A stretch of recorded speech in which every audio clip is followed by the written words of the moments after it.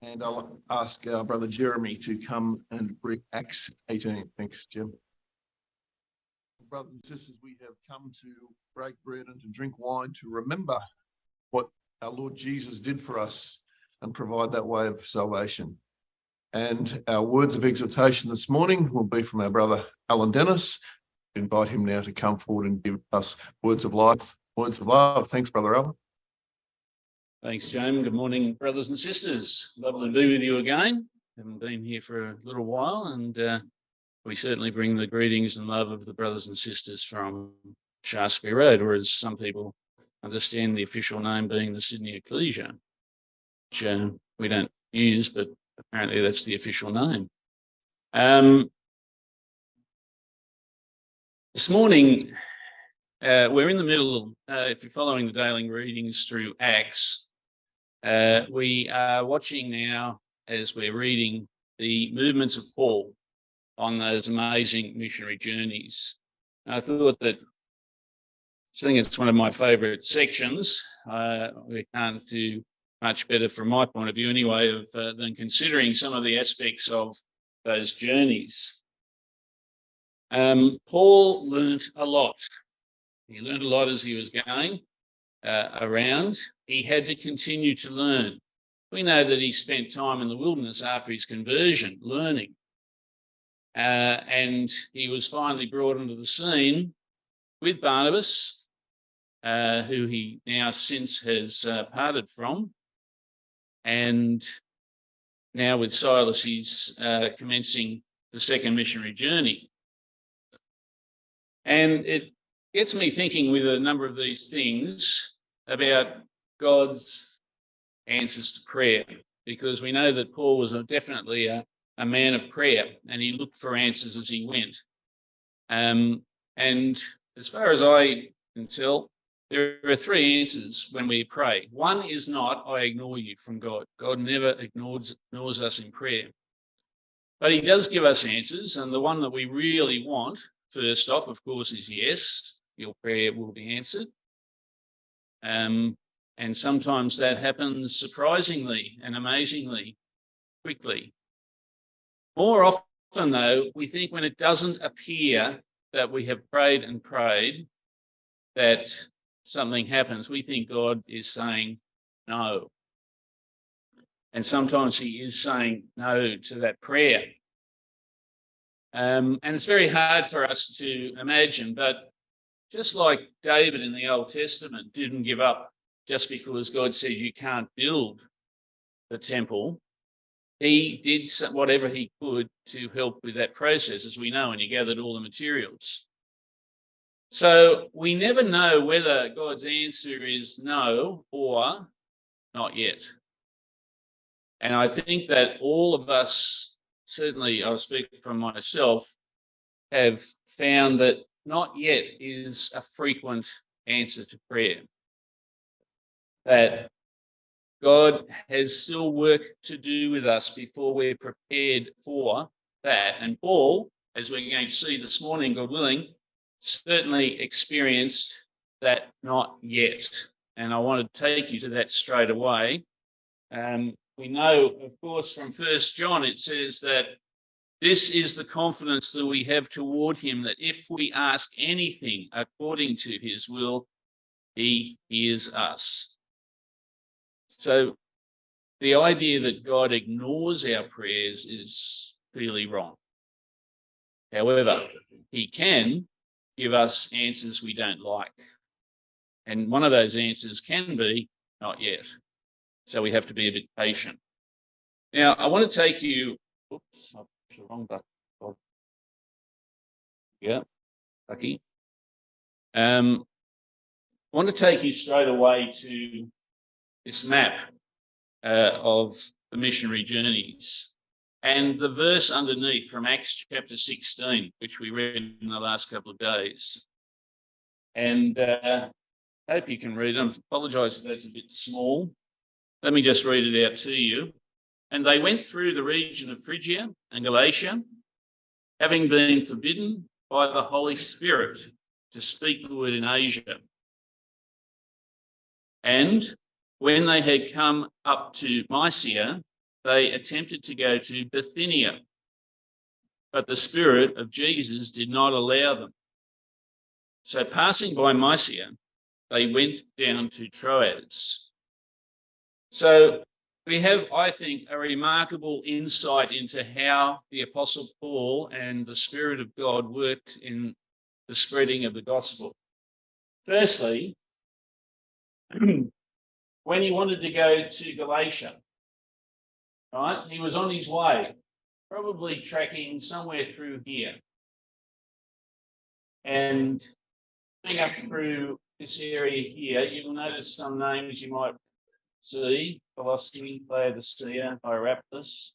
There's a great valley down here, the Lycus Valley. And it's my opinion, from having been there and looked at this place, that this idea of him being forbidden, he wanted to go somewhere other than the direction it seemed the Spirit was leading him.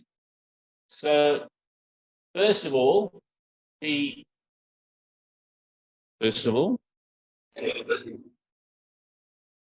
not changing. Okay. It's probably my fault.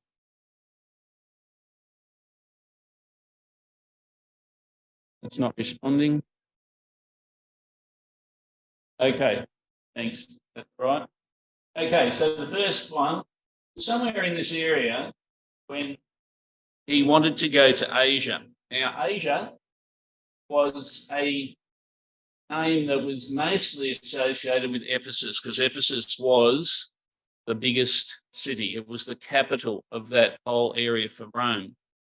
And so when he said, I want to go to Asia, he was saying, I want to go to Ephesus, please God. I've heard a lot about it. I know it's a big city. I want to go there. But it deliberately tells us that the Holy Spirit forbade him. He could not go there. And Paul would have thought to himself, I imagine, why not? Why can't I go down to this big city and preach? But it seemed to be a no, but it was actually a not yet, because he comes back there. But you see, Paul was not ready for Ephesus yet. He had too much to learn on the way, and God, through the Spirit, was directing him not to go to Ephesus yet.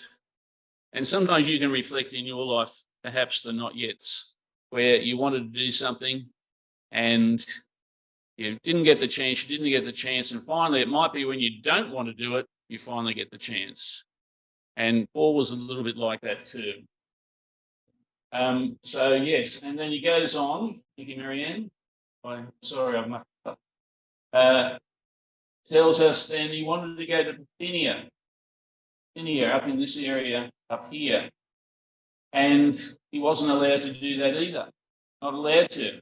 So he ends up going up to Troas and is waiting. He's waiting for the guidance, but he's disappointed that his requests have not been made. Next one. Oh, it did work. See? Oh, there you go. I'm back on.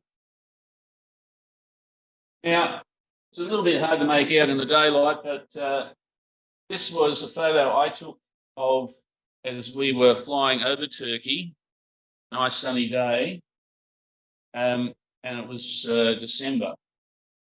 And this is what Paul was travelling through. If you can appreciate those mountains, it's a very mountainous place. And Paul's starting, this is, you can see down here, here's the top of Syria into Turkey, coming around the bottom of Turkey. And Paul was travelling up through this. And just take the time to reread 2 Corinthians 11, where he talks about perils of water, perils of rivers, perils of this and perils of that, of robbers and everything else. He was confronted with this amazingly difficult route that God was leading him on. And I'd say, of course, he's tired of going up and down mountains and through valleys and through water systems and all that. He gets to the Lycus Valley, and this valley running down here, this is the Lycus Valley. Taking this photo here from Hierapolis. And I'm actually facing south here. So Paul would have been coming up this direction, going over all these mountains. He comes into this nice broad valley and he knows that going down that way leads to Ephesus, leads to Asia. Please, God, can I go to Ephesus? It's a nice big city. There'll be plenty of work there for me. He says no. So you can imagine the feelings of Paul as he's traveling through this area. Then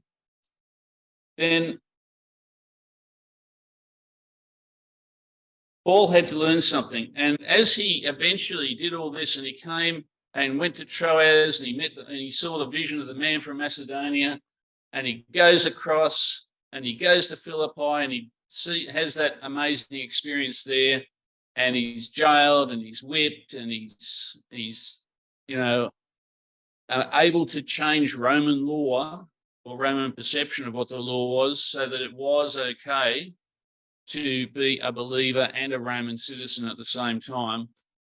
As he's going, then he hits Thessalonica, and in chapter 17 of Acts, he tells us in verse 6, when they could not find them, they dragged Jason and some of the brothers before the city authorities, shouting, "These men who have turned the world upside down have come here also." That's what Paul had to learn. He had to learn how to turn the world upside down before he got to Ephesus, before he got to Corinth. And he needed help. And we know that he had, assistants with him. He had Titus, and he had, I've forgotten all the names of them, but he had all these people traveling with him. He had Luke at this point, because we know that Luke joins him from Troas across to Philippi, and Luke ends up staying in Philippi, etc. It's very interesting piecing all that together for the Apostle Paul. He was on a mission. But this is what, in my opinion, he had to learn, how to turn the world upside down before he could go any further. Because now he's in new territory. He's in Europe now. He'd never been to Europe before. And so the Apostle Paul, having learned how to turn the world upside down, ends up in Corinth eventually. He's been to Athens. He's been disappointed. It seems like he got depressed. He was only starting to, just preach a little bit once a week when he got to Corinth. But then we find, and we know what happened in Corinth. He had to do a lot of learning.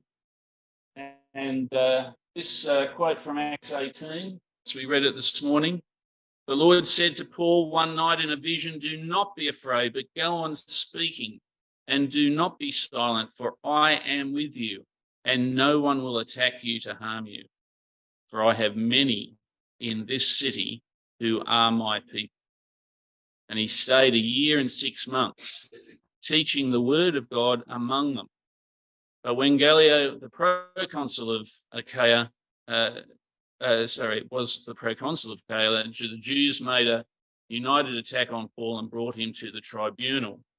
Now that tribunal, the name in Greek is the bema, and that little sign there says the bema. This whole precinct up here was a big, big area with lots of government buildings. This was the judgment seat, and this is where the Apostle Paul stood before, as it says there, before Gallio. And looming above them was this great outcrop of rock. And you might just be able to note some buildings on the top there. And the buildings on the top where there were the temple of Aphrodite.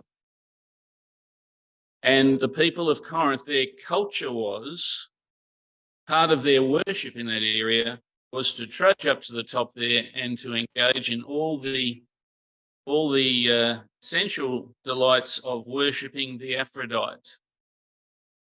And it was scary and completely opposite to the morals and to the way of life in Christianity. Somebody had to turn their world upside down. It was common for the temple prostitutes to come down into the city and to lead people up to worship. And isn't it interesting as we consider some of the words of Paul? It's a nice little illustration. Paul in 1 Corinthians 11 says, "Follow me." Here's some thongs that imprinted on the sand. Well, it's interesting, brothers and sisters, that they have actually found that some in the Greek world, not necessarily at Corinth, but in the Greek world, it was very common for temple prostitutes to wear sandals with an imprint on the bottom of the sole. There's an example there of one. And Greek says, guess what? Follow me. Quote there from this news article saying some records tell of genuine advertising some of the women used. They would put on special sandals that left imprints in the message, "Follow me," on the ground, in the dirt. And they lured their clients to certain areas of the city, or in this case, up to the Acropolis. Someone had to turn that world upside down. And so how interesting and appropriate it is that Paul said in 1 Corinthians chapter 11, "Be followers of me as I am also of Christ." There are very distinct lines here and a great learning that Paul had to do. And I think in our own way, brothers and sisters, we need to ask ourselves, how have I turned the world upside down in 2022 or in the last week? What have I done? Now, it doesn't have to be big things, but how have I helped to turn this world upside down from the way it's going to the way it should be? Is it my example at work? Is it what I'm doing with my kids? Yes, it can be, all those different things. But if we focus on what can we do to turn this world we live in upside down and try and make an impact in that, then we're getting more like the Apostle Paul and the example that he led, where he said, "Follow me." I'm going in a different direction to the rest of society. So I find that quite sobering, brothers and sisters, and quite insightful. Now, this is a picture from the top of that Acropolis, and just out of sight here is the old city of Corinth, where we were looking at before. This is the Bay of Corinth, and the modern city of Corinth is right here. Now, in ancient days, the sailors, to save time, would drag their boats, literally get out, unload them, put on ropes, and drag them across the isthmus here, save them many days of travel. They have dug, they dug a Corinthian canal by which shipping can go backward and forward through that isthmus. On the other side here is Cenchrea. And so when it tells us, as it does in chapter 18, that Paul stayed many days and took leave of the brothers and sailed for Syria, with him was a Priscilla and Aquila. At Cenchrea, he cut his hair and made a vow, and off he went. So sometimes looking at the geography of the place can help to appreciate what Paul had done. He had to make a trip from Corinth across the isthmus to Cenchrea. He had a haircut. He kept that hair because he had to offer it when he got back to Jerusalem. And then from there, he got a ship down there back to Israel. And so he was very conscious. He thought that his 18 months that he'd spent in Corinth was the purpose of his trip. He was done. He was finished. He shaved his hair. He'd finished his vow, and he was on his way home. He thought this was the end of what he had to do. 18 months was the most he spent anywhere on any missionary journey to this point. And so he gets in the ship. His eyes were towards Jerusalem. He was going to take his hair as a Nazirite offering and offer it in the temple, as was the custom of the law. And that was it. But That wasn't God's plan. Because whilst he got on the ship at Cenchrea and sailed back this way, the ship had to stop, not at Ephesus, but just below Ephesus at Miletus. And it tells us,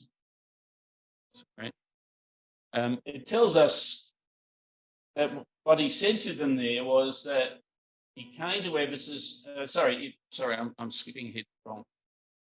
He did go into Ephesus on the way back. I'm sorry, I'm thinking of the third missionary journey. And lands in Ephesus. And he's thinking to himself, this is the place I wanted to go to, wasn't allowed to go to. Bad luck. But you see, he's learnt lessons. And not only has he learnt lessons, he's picked up friends. He's picked up brothers and sisters, more friends. He's got experience. He's got people that he knows and can rely on, because when he gets here to Ephesus, he's blown away. He's blown away by what he sees. And anyone who visits is blown away by what they see when they get to Ephesus. So far on the journey, all these stars represent the different ecclesias that were established along the way. And he thought he'd done a good job. Now he gets to Ephesus and left something. Okay. He gets there and he goes, oh, this place is amazing. He says, I'm going to come back. I've just got to come back. Right? I'll see if God lets me come back. But in the meantime, he doesn't just give up. He plants a seed by planting what God had given him. He planted Priscilla and Aquila in this place. And he said, I'm going to do everything to come back here. And when he met them, it tells us that they came to Ephesus. He left them there. That's Priscilla and Aquila. But he himself went into the synagogue and reasoned with the Jews. And when they asked him to stay for a longer period, he declined. He would have loved to, but he'd made a vow. He thought that was the end. But on taking leave of them, he said, I will return to you if God wills. He'd learned his lesson. He could see it was a not yet, not a no. Or he believed it was, and he left them there. He left Priscilla and Aquila, who had shown themselves to be amazing workers with people. Quiet workers, it appears. They could get beside people. They could work with people. They could hurt people. And they were some of his most valued friends, mission. And so he goes. And I think the Bible record here, he's there. They want him to stay longer. He regretfully says, no, but I'll come again if God wills. And he left, he went back. Now, I want you to have a look at what it says between then and when he gets back. This is how the rest of the journey and the early part of the next journey pan out the scriptures. When he landed at Caesarea, he went up and greeted the church. And then he went down to Antioch.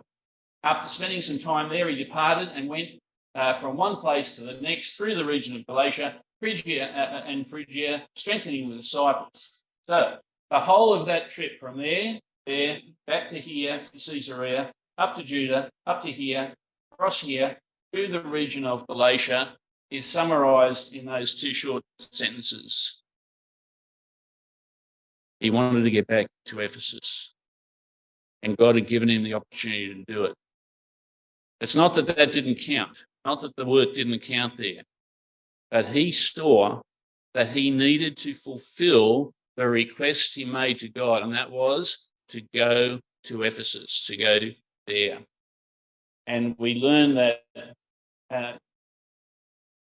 that's actually, if you're probably aware that Ephesus, there used to be water about here. This is where the sea was. There is the Ephesus amphitheatre, just theatre just dug into the side. The main city of Ephesus is up to the side here, and the marketplace down, so on. Over to our left, over in this area, was where the temple of Diana was, the temple to Artemis. talk about that in a moment. Acts 18 verse 1 says, it happened while Apollos was at Corinth, Paul passing through the inland country came to Ephesus. That's how quickly it's dismissed, that whole section. But he did work as he went. And this is what you would have seen, except you would have seen massive buildings, and over to the left, one of the great wonders of the world. And it was, by all accounts, something special and spectacular. Here is a reconstruction of what it looked like.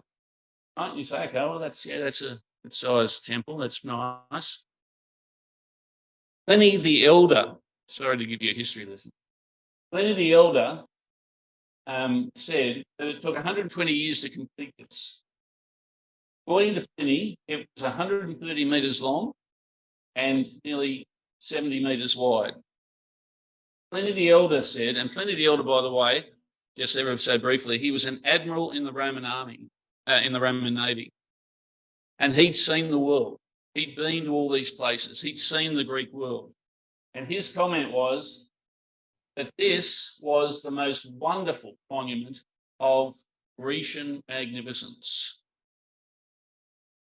Now, not only that, some of you may have had the privilege of visiting the Parthenon in Athens. That's the Parthenon. And if you ever get the privilege to visit there, you think, well, that's an amazing structure. 4 of those could have fitted into the Temple of Diana, Temple of Artemis at Ephesus. Right? Twice as wide, twice as long was the temple in Ephesus. And it was sort of on display. You came into that harbour, you had the theatre, you had this massive temple, glittering white in marble, and you had the streets and the shops. It was sort of, one of those amazing things that, if you're a traveller, you just had to go and see. Today, that's all that's left. Side of it, they've found a few parts of a column and stuck them up there to show the Temple of Artemis. This place had its world turned upside down, largely by the work of the Apostle Paul. Paul was turning it upside down because he didn't give up. And he didn't take no as no. He saw it as not yet. This is another commentator, Antipater, and he says he'd been everywhere as well. He was a historian, and he'd seen, he says, seen Babylon, he'd seen chariots, he'd seen Zeus by the Alpheus. He'd seen all these different things, the Colossus at Rhodes, the pyramids. He'd seen the mausoleum, Turkey. When I saw the house of Artemis that mounted to the clouds, those other marvels lost their brilliance. And I said, lo, apart from Olympus, the sun never looked upon so grand. It was something to behold. And this was where Paul chose to spread the gospel. That's just an image of what Artemis looked like. Tells us that she was goddess of chastity, hunting, wild animals, forest, childbirth, and fertility. It did not in itself have necessarily an immoral connotation. And you can see lumps here. They are not breasts, they are actually eggs in the symbol, representing the fertility of the egg and so on. So let me pass on. As you approach then, Paul would have come in this direction to see Ephesus. And this is the street leading down to what you might be familiar with, the library at Ephesus at the bottom there. That wasn't there in Paul's day, but the gates beside it were. But as Paul walked down this street, you had all the different temples and so on down this side on the right, and you had all the very wealthy people's houses on the left. You were totally in awe by the time you got down to the base. And then as you move forward, you start to see some of the other wonders, and you would have started to see the harbour. All this green area was the harbour. They estimate about 250,000 people. This is one of the temples to Jupiter, I believe. Right, let's keep going. This is inside the excavation of some of the rich houses there. They've been uncovering. Get down here. Now, as I said, this was not there. But interestingly, it seemed to have been an area for Jewish learning before it became an actual library. In fact, right down here, there's a little memorial there, and we don't know where the School of Tyrannus was, but some have suggested it's in and around this area that was not built then at the time of the Apostle Paul. And one of just this little area here, we see an inscription here. You can see made out here a seven branch candlestick, the Judaistic symbol, right here on the steps of the Celsus. Any place of learning, of reading, and that was associated with Jewish learning even in the Greek world. So the suggestion is that somewhere possibly near this library was where the School of Tyrannus may well have been. We don't know for sure. There's that seven branch candlestick. That's inside the library. That's significant story here. This, however, is the marketplace. This is where you would have had everything sold, including those silver images that Demetrius got so upset about. But the man Demetrius, a silversmith who made silver shrines of Artemis, brought no little business to the craftsmen. These he gathered together with the workmen in similar trades and said, "Men, you know that from business we have our wealth, and you see and hear that not only in Ephesus, but in almost all of Asia, this Paul has persuaded and turned away a great many people, saying that gods made with hands are not gods." What had he learned to do? To turn the world upside down. That's what Paul had achieved, and Demetrius here was acknowledging it. And so in this area, there would have been the uproar. It's right next to the theatre.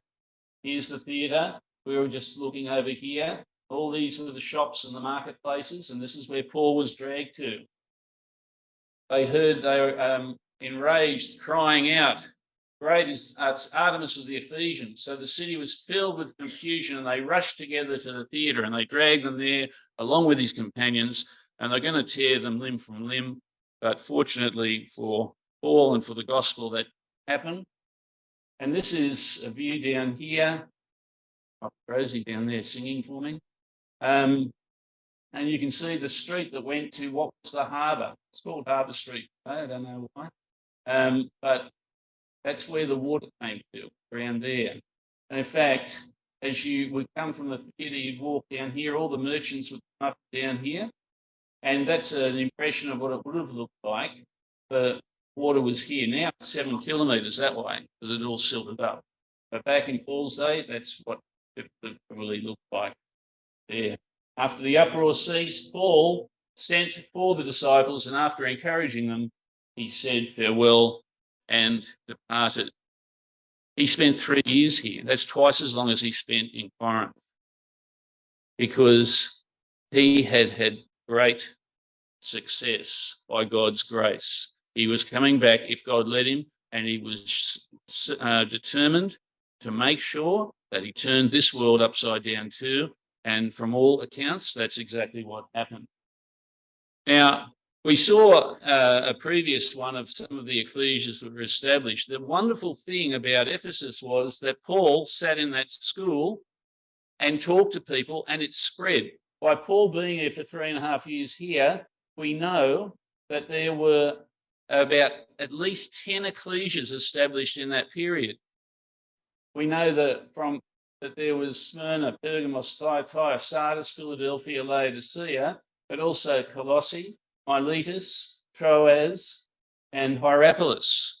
All those ecclesias were established during that period when Paul was there, and people were taking it and spreading it. This was an amazing, amazing part of the gospel spreading. He entered into the synagogue. For 3 months he spoke boldly, reasoning, and he reasoned daily in the hall of Tyrannus 2 years. And in Acts chapter 20, it tells us that he was there for a total of 3 years. And now he had turned the world upside down. So, brothers and sisters, the message that I get from this, and I hope that in some small way that you might be able to appreciate too, is that no is an easy thing to see and a good excuse to do nothing. The Apostle Paul hoped and prayed for something which he eventually got to do. It was a not yet. So think of all those possible not yets that can still be achieved in your lives and in my life, and let's not give up on them. And let's try to turn the world upside down, just like Paul did, just like Jesus did. And we're here to remember the person who absolutely turned the world upside down by dying and rising again. So as we share the bread and the wine this morning, let's hope and pray that we can, in some small way and in our lives, help to turn this world upside down.